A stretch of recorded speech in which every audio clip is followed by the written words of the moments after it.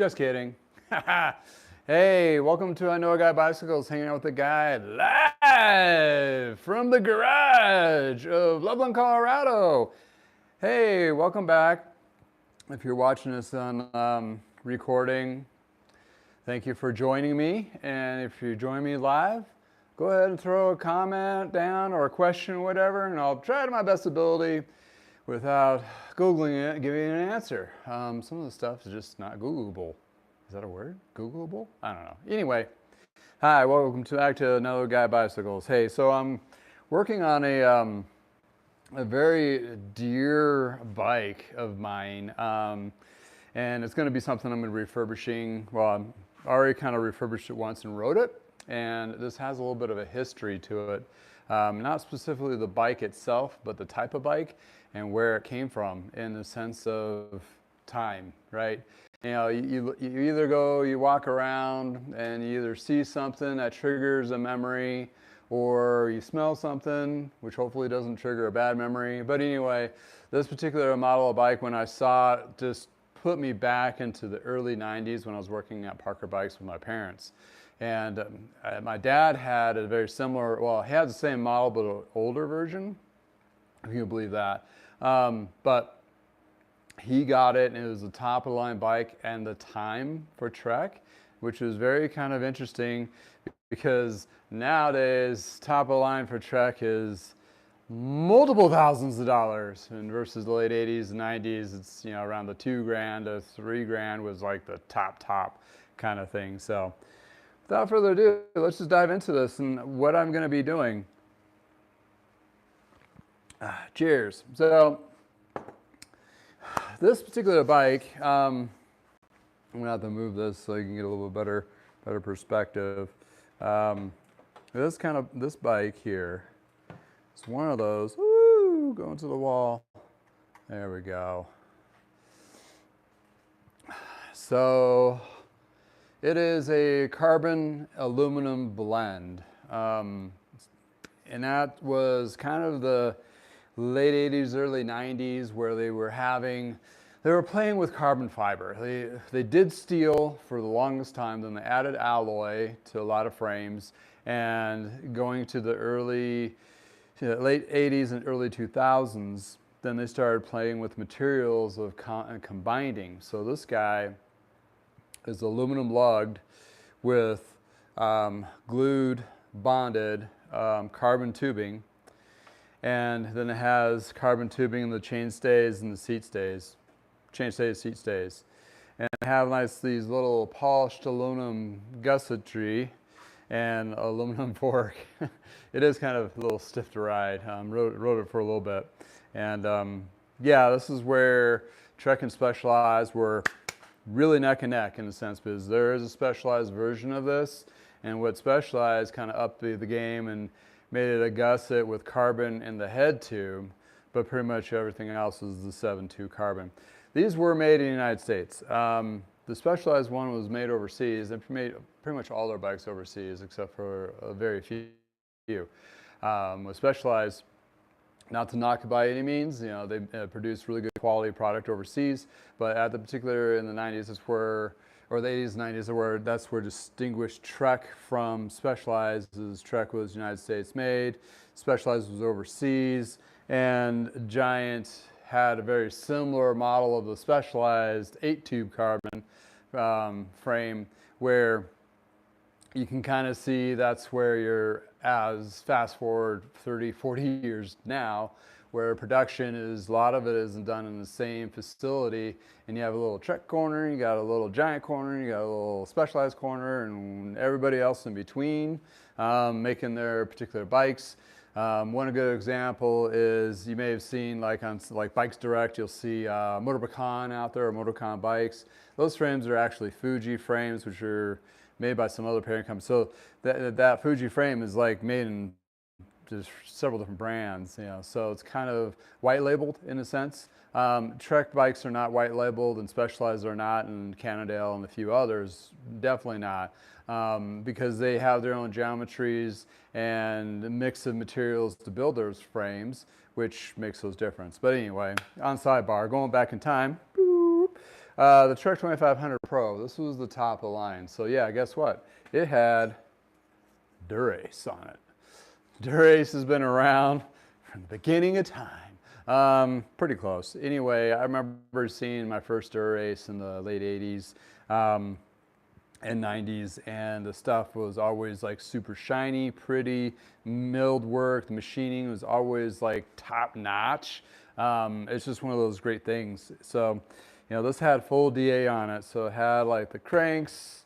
We got our old school 7-speed rear Dura-Ace derailleur, which is still functional just fine. I'm pretty sure, yeah, this is the Dura-Ace. The Dura-Ace part got wiped off, I think. Dura-Ace front derailleur on that guy. Dura-Ace brake calipers, both front and rear, with the little whoop, instant lose adjustable knob. Even Dura-Ace skewers. Woo! Because back in the time here, Dura-Ace was making hubs, but not wheels yet. So, and you gotta guessed it, we got some Dura-Ace hubs laced up on some Matrix ISO 2. These are, well, it's kind of like an anodized, but it's not anodized. It's like a hardened aluminum frame or rim, I'm sorry. And then they used, is that DT? Looks like DT or Will Smith. I'll have to grab my cheaters to be able to see.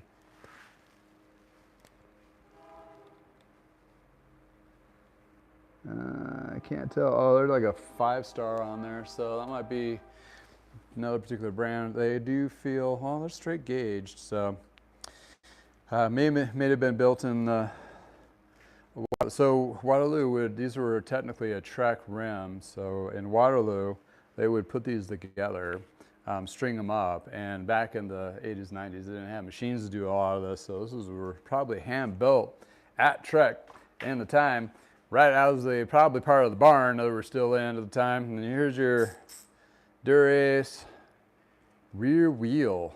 So yeah, and you can tell on these particular rims, on these older ones, the rim pad will eventually start scarring. And if the rim was over tension, you'll start seeing like flare marks around spoke nipple areas. This one was actually in pretty decent shape considering how old it is. In other words, it got bought, ridden a little bit, really just a little bit, because a lot of this is original componentry and put away, set aside. So I've seen more garage work than anything else. On this particular bike though, it does have a newer chain because the old one was rusty and the cassette had a range to it. It was pretty much as close as a straight block as you could get, and this is 8-speed. So you still have some standard chain and cassette compatibility being 8-speed versus the older 7-speed. So let's go back in time a little bit. My dad's 2500, and I looked one up on eBay today. They do have the 3-tube carbon one out there, but these back were aluminum. That's what my dad had, and it had Dura-Ace, but it had the down tube shifters.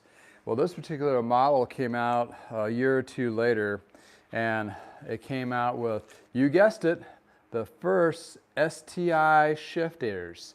Yeah, Shimano integrated shifting. Yeah, this has a really different feel to it than what we have today. Obviously, they've done some integrations and so forth, but I kind of like it. They're kind of small. They're definitely a watch system inside there, like the newer ones. All more metal parts, and the throw on these are a lot shorter.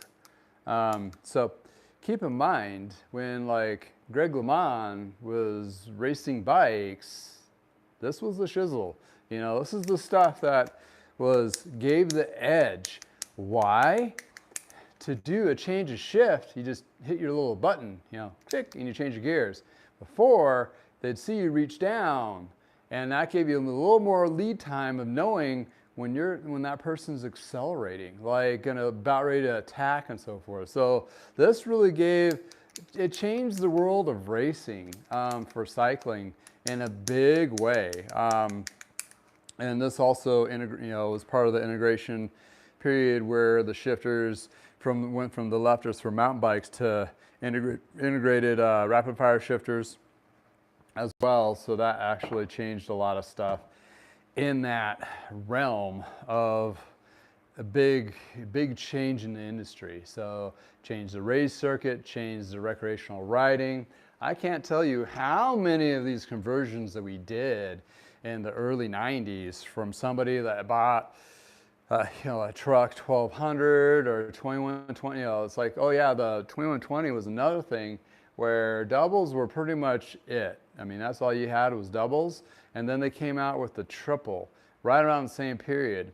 And when the triple came out, that was a game changer here in Colorado hugely, because over there we have mountains, these hills called mountains, and riding this on the mountains was not fun. I mean, honestly, it was painful.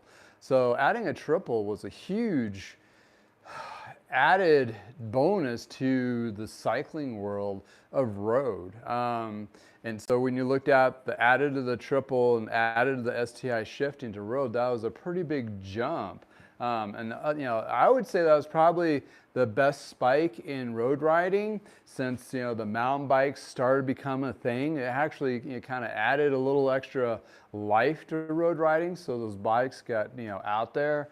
People still bought them. But mountain biking was such a huge blow up. I mean, it was just massive. Just being in the mix of it when it was happening was just, compared to today, mind-blowing. When you hear something new or whatever, like DIT or whatever, you're like, oh, okay, that's kind of cool. Kind of see that one coming.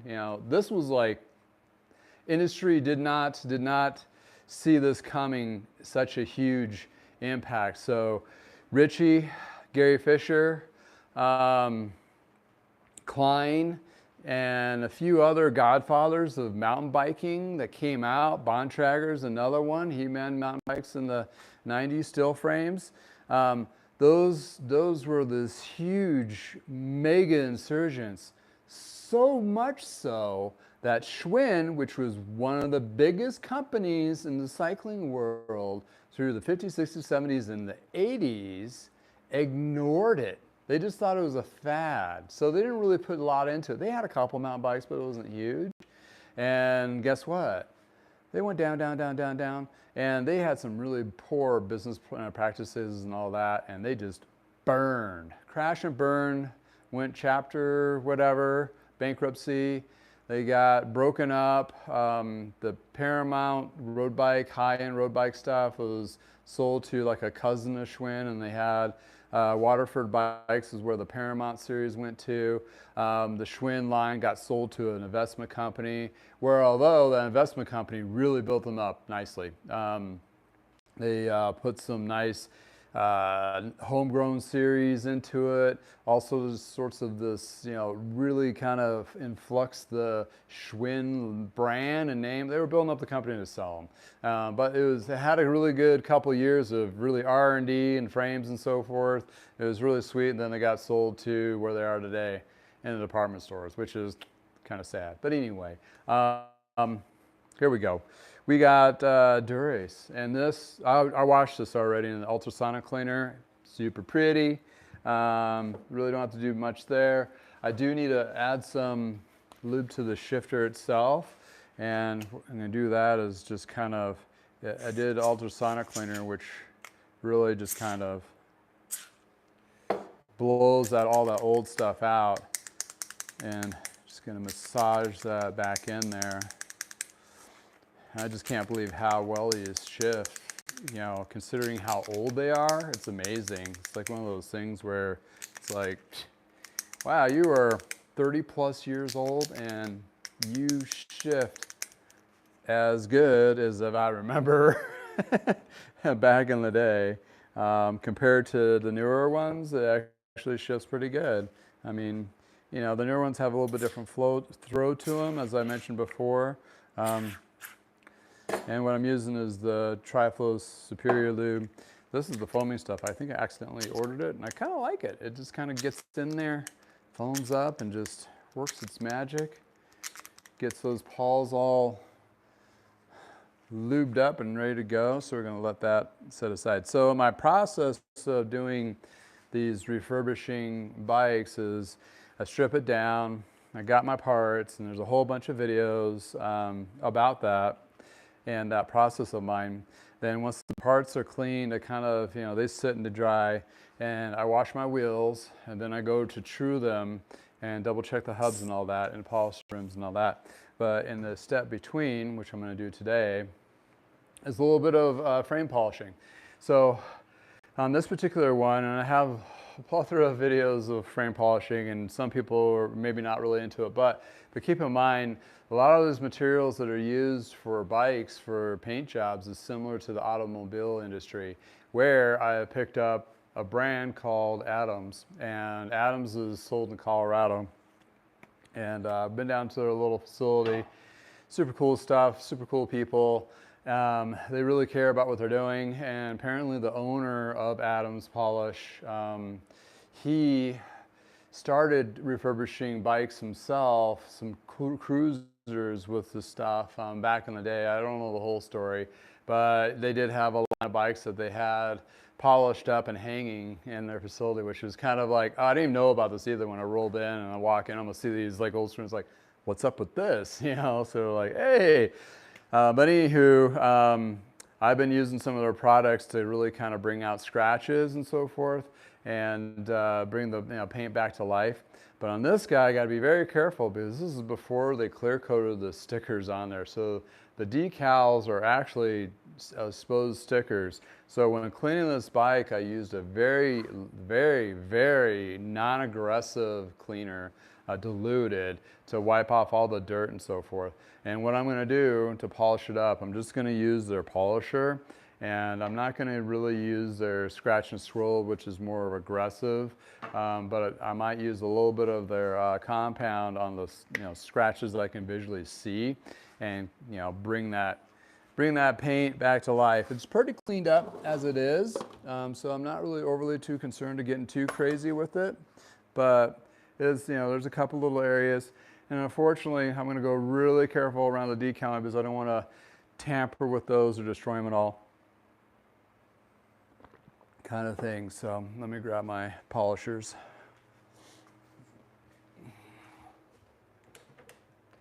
Or actually, they're called Dremels.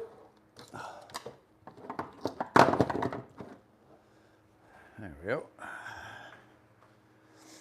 All right.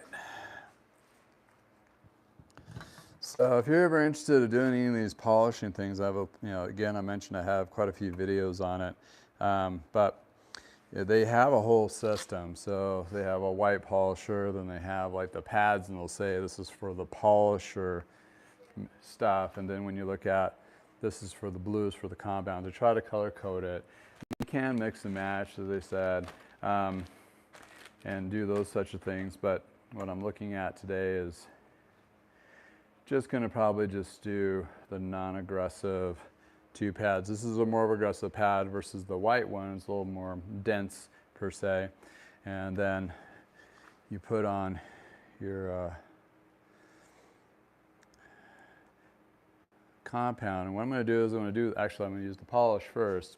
And with the polish,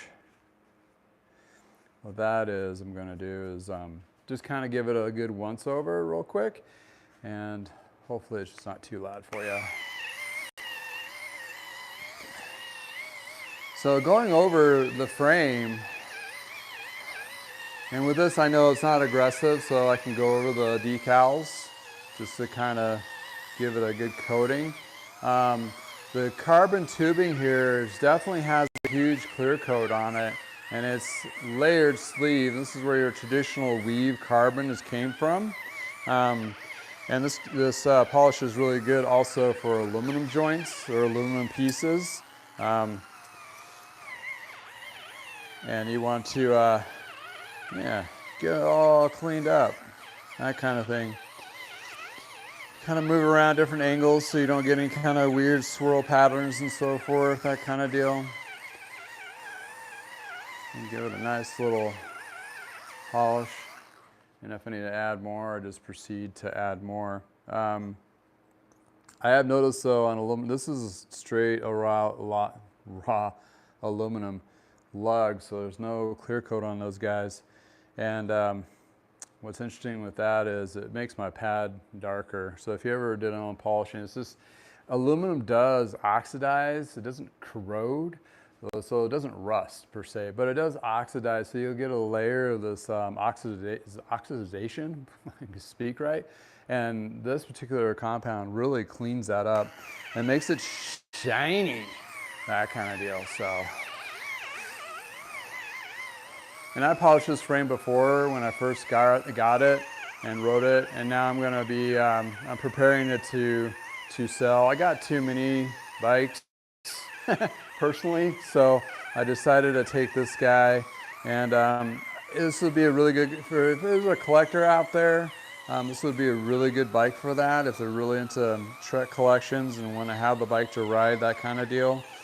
Unfortunately, my wife won't let me be a collector. We don't have enough room for that. So to keep my business going, I need to kind of ride them and enjoy them and have my moment with them and then move on. So that's where we're at on that. So a little story on that. What's really cool about these is since it's all bonded. So these were cast and lugged, bottom bracket, seat tube clamp, dropouts, and head tube, and then they bond them together to screw the tubing. And the tubing, they have two different tubing sizes, right, for each size of bike. So you kind of, these geometries all changed in each one, and they put in the gate, the jig and whatever to glue them all up. Well, another interesting fact is they didn't drill into the carbon yet. So the bottle mounts are glued on, and also the shifter were actually, well, these were the shifter mounts originally, but now they're cable stops. Those are glued on as well, but the cable stop mounts here on the down tube actually has a pin that goes through the frame to tighten others. So that's the smallest micro hole that they made on these tubing. And it's kind of like one of those things where you kind of overbuilt it back then because they didn't know the strength, to them to that degree.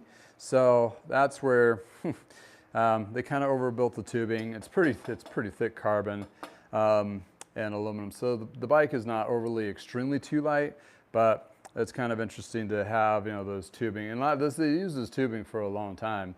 And Trek bonded their frames for another 4 or 5 years later until what acquisition that they did? Gary Klein. When they picked up Gary Klein taught Trek how to weld. They were even gluing their aluminum frames together, and they TIG weld their steel because that's where originally they came from. But Trek came out of a barn in the 70s or 80s making just steel frames for road bikes, and they are the big company they are today. But prior to welding, they just bonded everything. And it worked out, pretty good for them. They were, they're making majority of their bikes in-house in Waterloo, Wisconsin. And then they went into the welding phase when they learned how to weld. And then that really opened the doors for them to try to produce even lower entry-level mountain bikes and their hybrids and so forth in the United States. They were trying to get the whole line built here in the US. Well, that kind of fell apart in 2007 where they just couldn't compete anymore in that aspect, and the costs were just too high, so they moved everything overseas. But in the interim, this is one of those classic, beautiful bikes. The carbon weave is really pretty, the 7-tube. I remember when these were new, and a buddy of mine in the bike shop, he worked at the bike shop. My dad hired him, and he was racing for CSU, and he picked up one of these guys for himself. And I was always an envy, but at the time I was a mountain biker. So I mountain biked a lot, and I raced, not competitively, but just for fun. And being a bike shop kid, you soon realize when you're working in the shop, you don't really have much time to train. So that part just kind of fell to the wayside. So I only did it for a couple of years, for racing that is, because the business had more demands. But I was very envy of this particular frame because how cool it was. And to actually have one and ride it for a little period of time has kind of been of a pleasure, that kind of thing. So I'm not really seeing anything on here that I need to address with compound to bring out any major scratches or kind of correct the clear coat as car industry would like to talk about correction. So yeah, another little bit, side note on these add-on polishers, they do a Wednesday live YouTube chat thing on Wednesdays at 1 Mountain.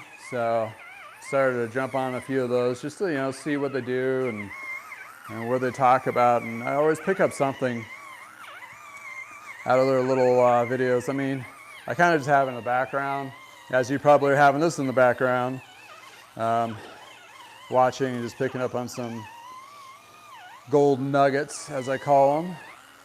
All right, I think might be pretty good there on the polisher. Also in the note, Dura-Ace headset. So Dura-Ace headset and Dura-Ace bottom bracket, and these were the adjustable bearing bottom brackets. Let's see if I can bring that up to show you. So this one had like a hub. It has adjustable cup and a lock ring, and these guys were like super smooth inside, and they were adjustable back in the day. So this is prior to the cartridge systems that came out, which kind of really made a lot of everything easier. This does have internal routing, and if you see here, it's very interesting. They have the internal routing going through the actual alloy lug and not the carbon. So they didn't want to put anything to distress the carbon, because carbon was so new at the time in the early 90s that carbon was thought of this dainty material. It has definitely changed its perspective or its role in reality and engineering since then. But that's just kind of funny just to kind of notice that, like, oh, they actually drilled it through the alloy versus having a little more. I mean, on bikes today, you'll see that port come out a little bit further down, a few more inches on either direction. But that's just, kind of crazy to think and see. And it's all about aerodynamics back then, and the leading edge of shifting. And I don't know if the 2500 ever made it to Tour de France, but I know it made it to a lot of the race circuits, and I know the Dura-Ace was the main componentry, but it was really rivaled against Componentry at the time. It was really a huge presence in road componentry. They mainly did that. Remember they came out with a mountain bike componentry for a couple of years, and they were kind of behind. Wasn't the greatest stuff, but anywho. So yeah, I'm thinking this is cleaning up pretty good. Yep. 7 tube. Carbon fiber frame. It's kind of cool, one of those things back in the day. So I think I'm going to be done with polishing on this guy. I don't want to, it's like one of those things, I don't want to go too crazy on it. Not that I'm worried about, I mean, the areas that are kind of scuffy is somewhere you don't really want to dive into. So I'm going to pack this up and start working on some of the parts here to install. So that's my little tray of goodies for polishing. And yeah, if you have a time on Wednesdays, look up Adam's Polish on their YouTube channel. They have live streams on Wednesdays. And it kind of opened my mind a little bit, because I'm just thinking, like, I'm just using it for bike frames and things, and like, oh, I can go use it on my car, because obviously it's a car polish, right? I can go out there and buff out a 7-year-old scratching the side of the car or whatever. But they were like, oh, I use it on everything. I use it like on my granite countertops. I use it on my refrigerator and my stove. And I'm like, oh, mind blown. Not that I'm going to go into that much detail, like buffing out scratches out of my stove, but it'd be kind of nice to get it cleaner to the point where you could actually see that stainless steel again. And also some of those scratches on the fridge. I mean, okay, that's a valid point right there. And having a couple little tools, and they do make a smaller pad to get in those little crevices and so forth, which I got. Used it a couple times, but it doesn't really seem, I really haven't seemed yet to really need them, but I do have them just in case. Now it's the compound pad, which is blue, and the white one for polishing. So if you watched any of my videos, you'll saw when I did a 5200, which had the 1-inch quill, which is kind of interesting because this is like 8 years older than that bike, and it still had the same system with the quill. And there's a conversion, you can make it into a headset, and which is not, it's kind of nice because you can convert that older road bike to new componentry, stems and bars, so you can upgrade or change and most likely fit. And this was a pretty I thought this was going to kill me because I had a more aggressive position on it, but once I got it and rode it, it wasn't really too terrible. It was actually not too bad. But if I was going to keep it personally, I probably would have put that adjuster stem on there, or adapter with a headset system, so I can actually get a little bit taller stem on there to a more appropriate length. But it's kind of weird. It's like it kind of fit me like a glove. Kind of double questioning if I should sell it, but I got myself a Le Mans carbon, so I'm like, okay, I can't have too many road bikes, so got to scale that back a little bit.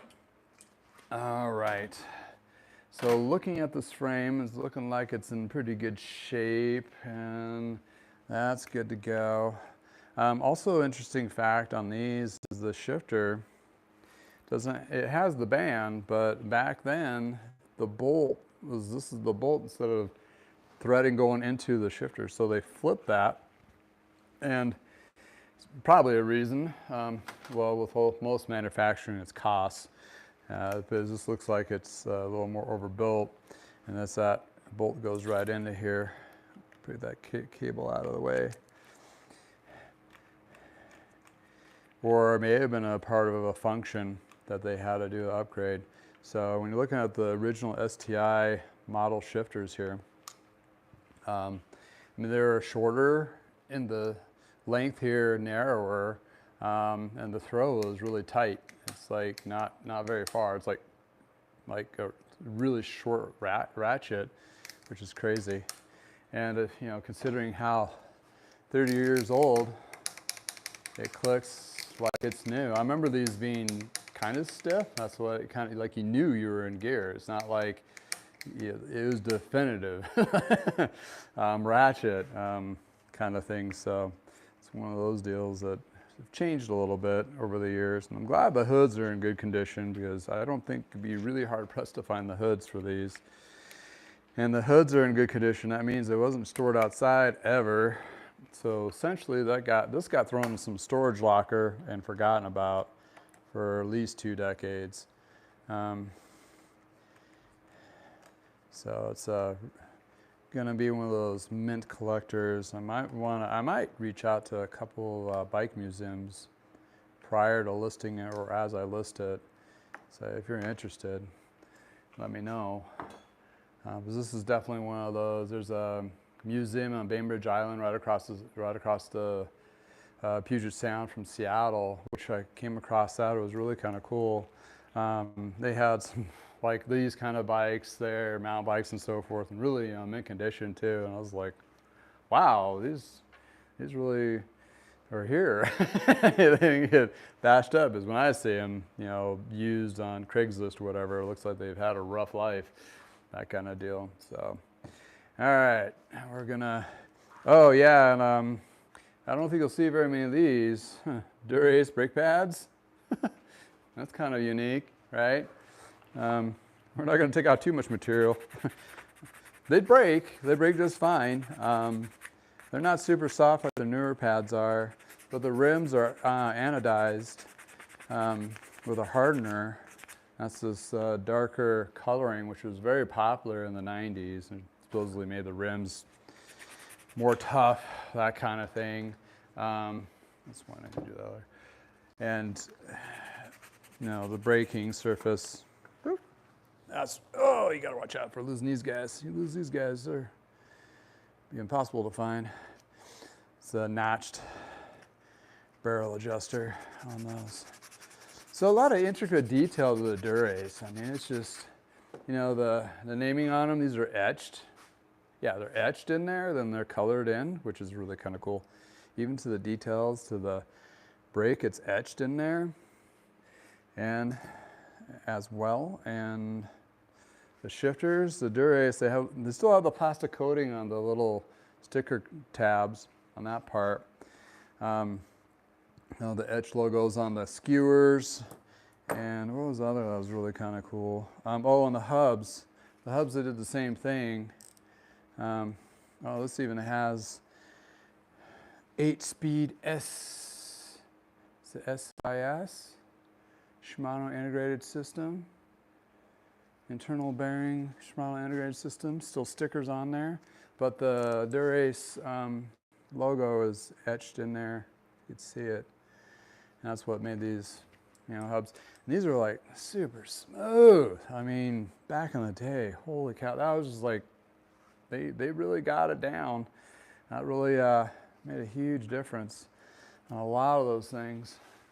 And they put a, it's one of those things that was, this model of Dura-Ace, I'll have to look it up. I don't know if they had this model of Dura-Ace for very long, because since it was the first iteration, they probably were like, we got it out there, and it got a lot of good reviews, but I don't think it lasted more than a couple of years until they changed it and upgraded it, due to the fact that they had some pretty heated competition.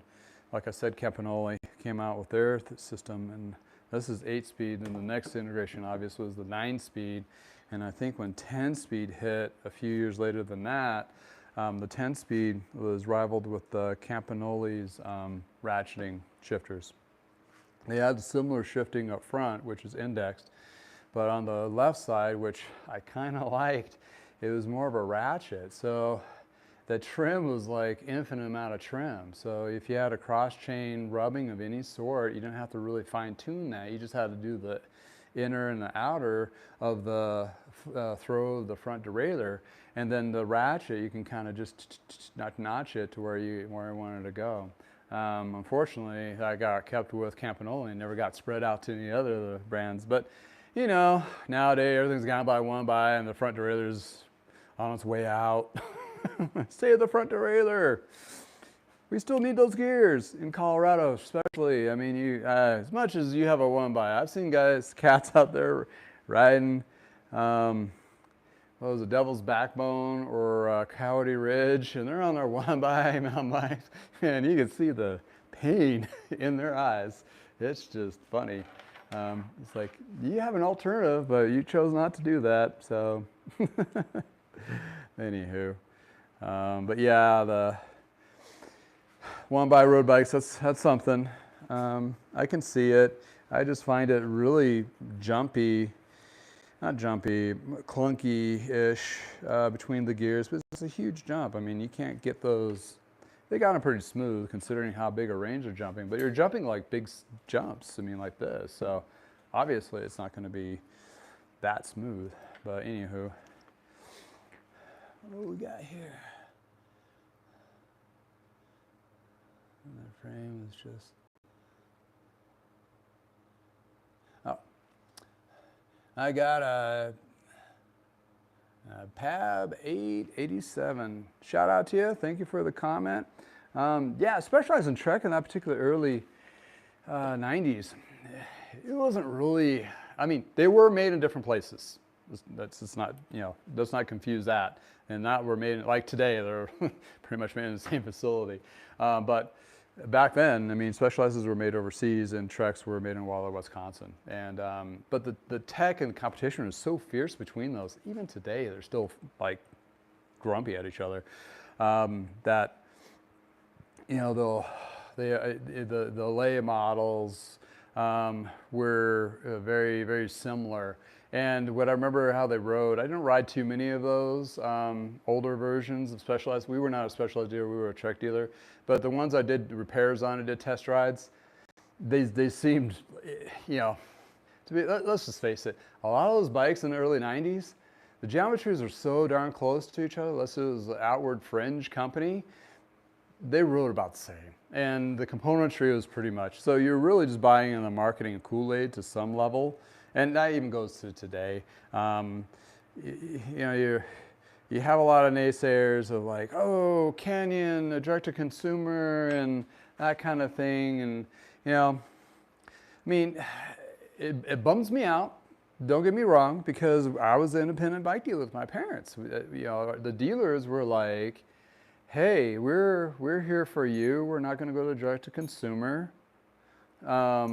And we got you back, and we'll help you with, finances and all that stuff. And But the reality is, I mean, things change, and I get it. I worked for a big box store, big five sporting goods, so I understand the corporate perspective and how they work and how to sustain. And I mean, those are people too. So don't get me wrong. They're, you have good, families that do those kinds of things too. But when you're looking at mom and pop shops, which you probably know in your local areas, it's just disappearing, and it's kind of sad.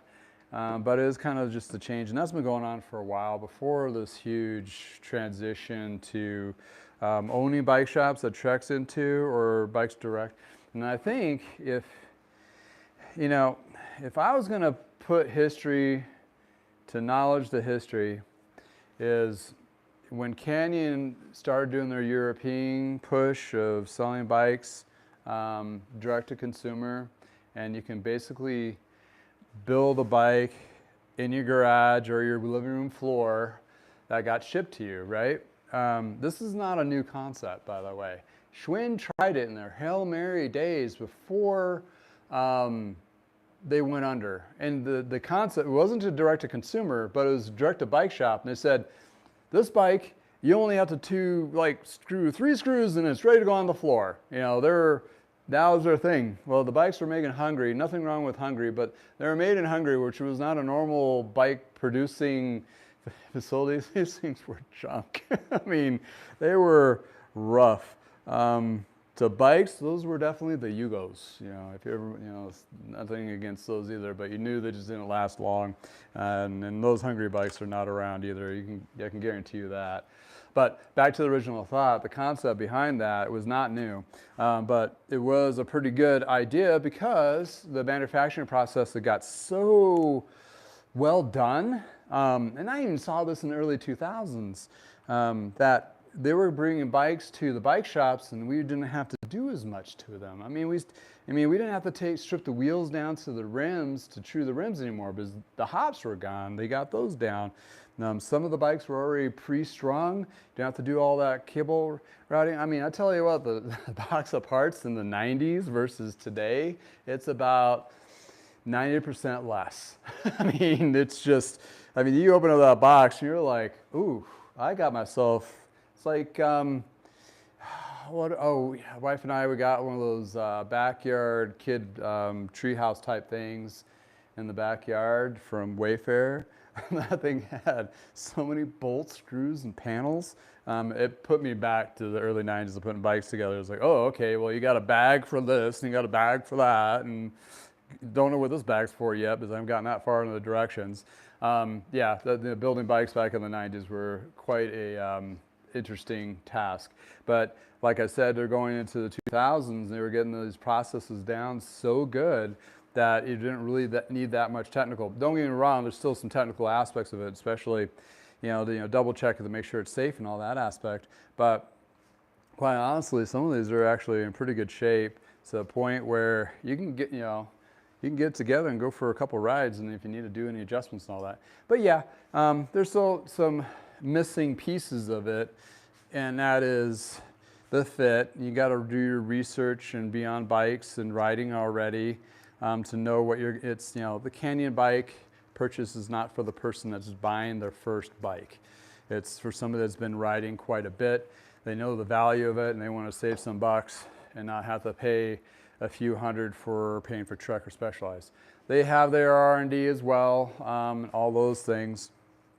But when you look at that perspective, it's, Canyon coming to the United States has changed a lot of the industry, a lot more so than we actually think.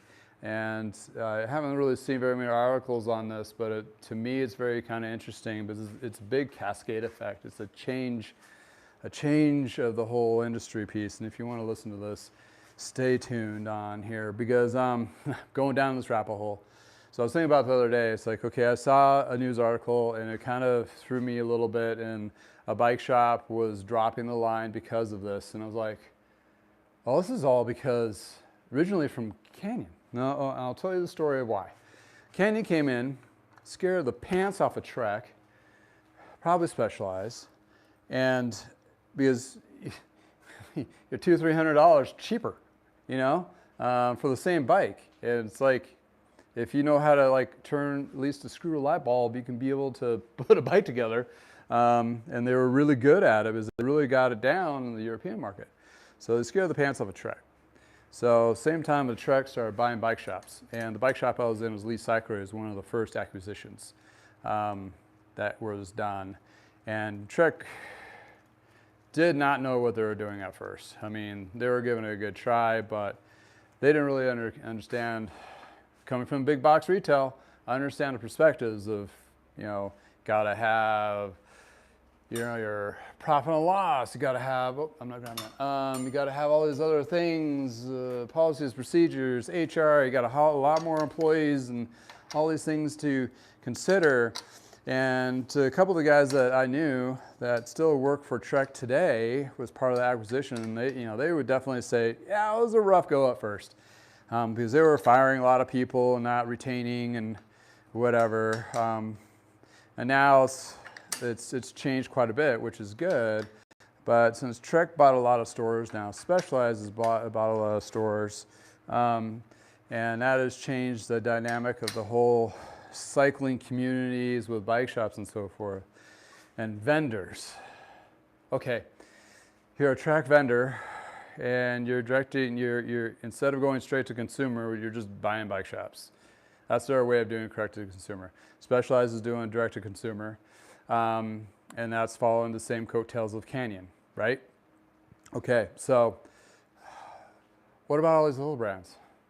Like Kona. Well, Surly and Salsa, they're distributed by QBP, and they're pretty niche. And they're about as close to direct-to-consumer as you can get, in a sense, because QBP will ship directly to somebody's house from under a name of a bike shop kind of thing.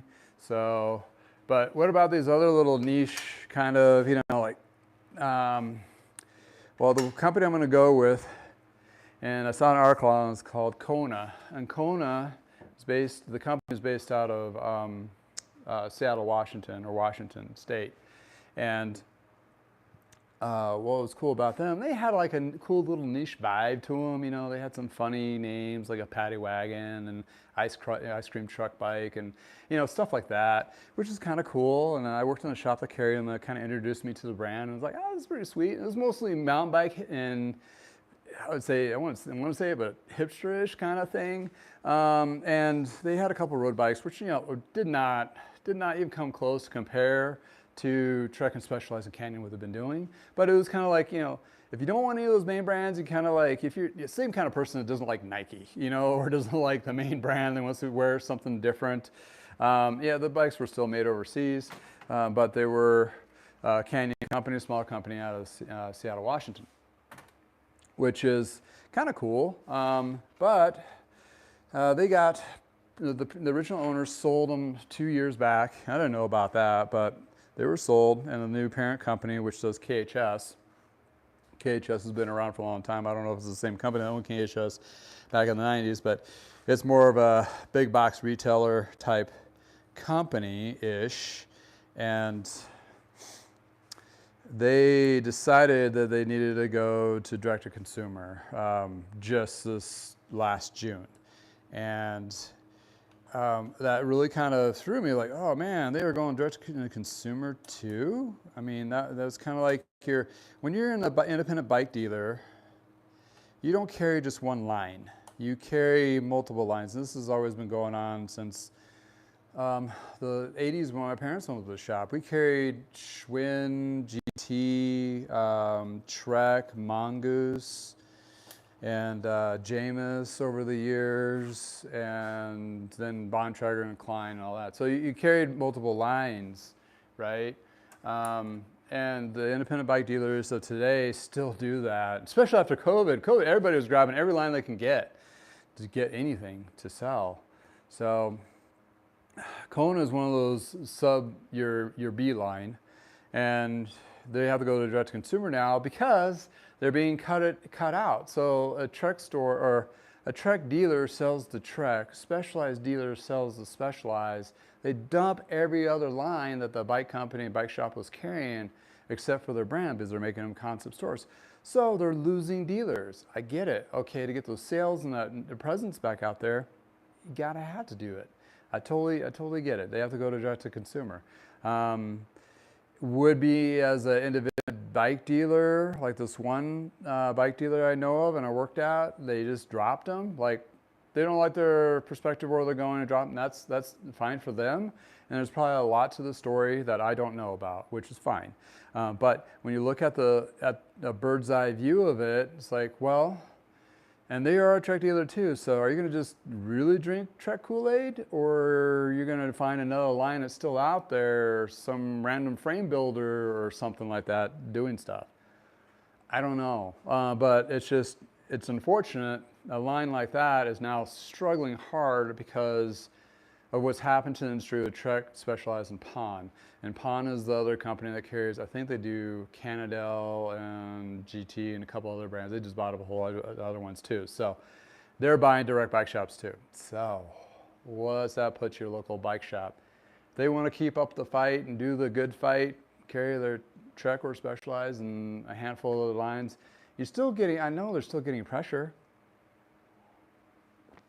I mean, they have to still be getting pressure from Specialized and Trek to buy a certain amount of quota and so forth. For me, I would build up my brand. The brand is not the bikes you carry. The brand is who you are. That's what you have to, like, I know a guy bicycles. I am the brand. If I die, if I disappear tomorrow, my brand's done. I mean, it's like, I am the brand. So that's where the bike shops have to become a brand. I go to Breakaway Cyclery down here in Loveland because they work on my bikes and they do really good and they do an excellent job, and you know, the customer service level, and they have some cool, fun, funky stuff, and they're personable, and they're, you know, or they're into Componentry componentry, they work on older stuff and stuff like that, right? I'm just making this up as a consumer perspective. You know, some people don't like going to the boutique Specialized and Trek stores. And that really showed when Trek and Specialized became their boutique brands back in the mid-2000s. They basically told all their Trek and Specialized dealers, if you have either one of them, they had to pony up and do be one or the other. You can't be both. I was at least. We had both brands. Archie had to like pick one. Like they were told, like, you don't need enough volume to tell them to go jump off a bridge, which there was a couple. Wheat Ridge Cyclery was big enough. They carried Specialized and Trek through that transition. Also, Bike Mart in Texas, mad volume of bikes, insane. And they were able to tell Specialized, like, no, you can't, no, and Trek, like, we'll buy whatever, you know, when we want to, period. That's how it rolled. But if you weren't that volume, you were told to go that direction. And the shops, they made them pretty. And I'm not gonna lie, they were really top-notch, stellar, great-looking Trek stores, great-looking Specialized concept stores. But I'll tell you what, when it came to the end of the day, they turned off a lot of people walking in the shop because they're looking for that mom and pop shop with the dog on the floor and kids playing in the playground in the back, that kind of thing. And you may have saw my daughter popped in here once, and I do have a yippy dog around here somewhere too. So, you know, I got the same thing in my garage. But when you're looking at today, when you're just a novice or entry level rider, you could probably say, oh yeah, this is really fits home with me. You walk into the store and all you see is $4,000 or $5,000 bikes right off the bat. 90% of those people that are just in that spectrum walking right back out. It's like, oop, this is not the place for me. It's like, even if they just need a tube or a minor adjustment or something. So that's where my theory, where the smaller shops are going to be. Going back to those smaller bike lines, they're going to, if they want to exist, they're going to have some level of consumer direct sales to get their numbers up. And if they do it right, they can fold in their dealers, but they're going to have to give up a little margin for those dealers too. I'm sure there's some clever brainstorm way of doing it that will be good for both parties, and just accept that's how it's going to be from here on out. But I don't think they've came up with that conclusion yet. And I don't think Trek has really treated their independent bike dealers as good as they should. I mean, that's how they got they are today. Same thing with Specialized, but I'm sure in the back channels and the grief and whatever, still like, are you still taking care of us? Maybe they are, but they're making a hell of a lot more profit. Let's just put it that way. They're making a lot more profit, and they don't seem to be, I mean, a lot of Trek bikes and Specialized bikes are on sale now. It's just, we're in a bummer of a season. We're just trying to get through this one and hopefully it regulates in the next year or two to get a little more consistent and predictable in the sense of sales and so forth and traffic. But Trek is driving that by buying more bike shops, and Specialized is doing too.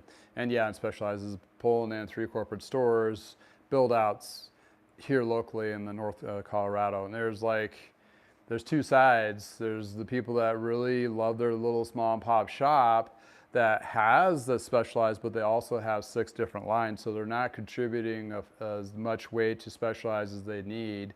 I get that. Then they're putting in the corporate. Then I also get the perspective of the individual that goes to that shop and is like, well, Specialized is really sticking it to you, that kind of thing. And like, well, you know, yeah, instead of, I mean, as a consumer, we like stuff like in our hand that day. So if I need a charger for a Levo or some random part that's Specialized specific, and there's a Specialized store that has all but Specialized and they have that stuff, but my local Bob's Bike Shop that carried Specialized parts may have to order it or may not be able to get the part because it's in the Specialized store. I don't know, you get where I'm going with this, or more of a variety of the bike that you saw online kind of thing. So it's a bittersweet, let's put it that way. And this is my silver lining, the more of those big corporate stores are popping everywhere, there's more opportunities of individuals like me to gain that market that those people or those corporate stores are missing. Somebody wants to actually know the mechanic they're working on their bike, or know where the bike came from, or been fixed and serviced. And I'm talking about the service part of it, but also used. A lot of bike shops don't utilize and use, which brings the prices down to get into that. So if I was an independent brick and mortar store, I would have a lot more used bikes on the floor, and I would have a lot of more niche services for, let's bring back the static fitting. God's sake, I mean, I walk into every one of these shops and they don't fit people anymore. That's the most important thing to a bike. They don't fit them. Go in the Trek stores, nope, no fit station there. You have to go pay your $300 to some place down in Boulder, or I'm not, in the Specialized stores, when they open up, I'm gonna see if they have the retool and they have people in there that, I don't know if they will or not, and it's called InCycle. I don't know why they didn't keep the Specialized name, but it's one of those things that, the fit thing. So yeah, okay, if I was gonna open up a brick and mortar, or if I have a brick and mortar now, and if you're watching this and you are a brick and mortar, one takeaway, get good with used. I mean, you can go find a handful of it, you get your inventory, bring the price points down, get those people into entry-level bikes. That's the kind of customers that will be your customer for life, because they were the ones that got into it. They love you at first and they're going to stay with you. And then if you do have those newer brands, they'll, even if it is Specialized, they'll order it and be willing to wait for it. In addition to, if you provide that static fit service, just the plumb line and knee, seat height and stem adjustment, that kind of thing, that takes care of about 95% of the people getting in the riding. That gives them that more warm hug as they go out. So those 2 things really will automatically make you stand out from those big box stores, or well, they're not big box, the chain corporate stores.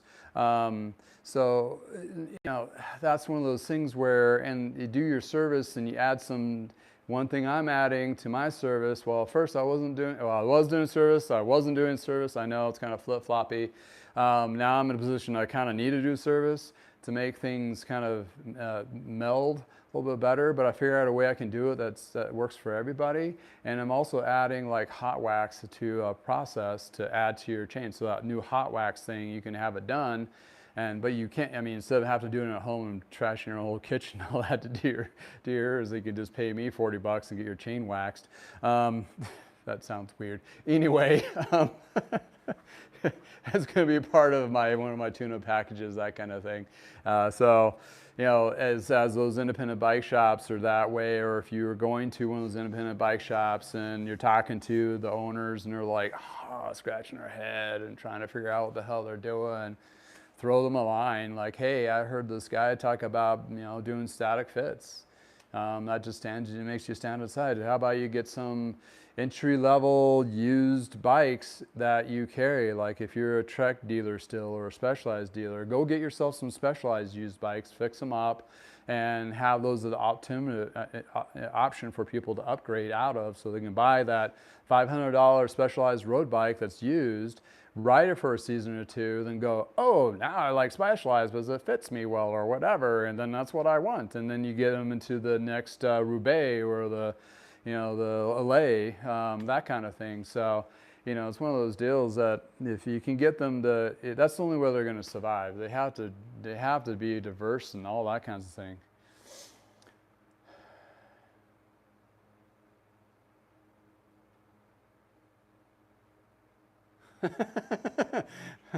Okay. Anyway, comments below. Yeah. Anywho, derailed. Let's see, we're doing on time. Yeah, I probably should bounce. Unfortunately, I got to go find my child. She's running around here somewhere in summer break. So where I'm at with this guy is basically I just need to true up the wheels, make sure they're all polished. I got most of the bits on there. I don't put the rear derailleur on there until I check the dropout first, make sure that hanger is straightened. And after that is string it up and put on some new bar tape. And hopefully this will find a beautiful new home. So anywho, sorry I went off on the industry standard kind of thing, but then again, this is live and this is what I'm kind of jibber-jabbering about, and that's one of the things on top of my head I saw about Kona is I sold a couple of the Kona bikes and used ones, and I was always kind of intrigued, like, come on, how can you not like a company that had like Ice Cream Truck as a brand? I mean, or was that maybe the Salsa? Maybe I'm wrong with that. I can't remember now, but they had, I mean, the fat bikes were woes, like whoa. Double O or WO, whatever. Anywho, thanks for spending time with me. Yeah, you know, I've been around for a while in the industry news. It's just kind of like I read some of these articles and sometimes they hit me funny. And then you're like, oh, that relates to this. So it's like it kind of came to like a full dot matrix kind of thing when the Kona went direct. It was like, oh, okay. They still make really good bikes. They still are putting R&D into them, that kind of thing. But apparently they're losing some of their mojo-ness. Anyhow. Well, thanks for spending time with me. I have a hot wax video dropping tomorrow if you want to check that out. It's not me talking, so you get a break from that. It's just me doing my thing. I just figured to try something a little bit different there. And then I have a couple other videos I have already shot. I just need to put together, you know, time. I don't have enough time in the day. But trying to keep you consistent so you guys get some stuff. But anywho, thanks again. And if you're in the States, have a wonderful 4th of July.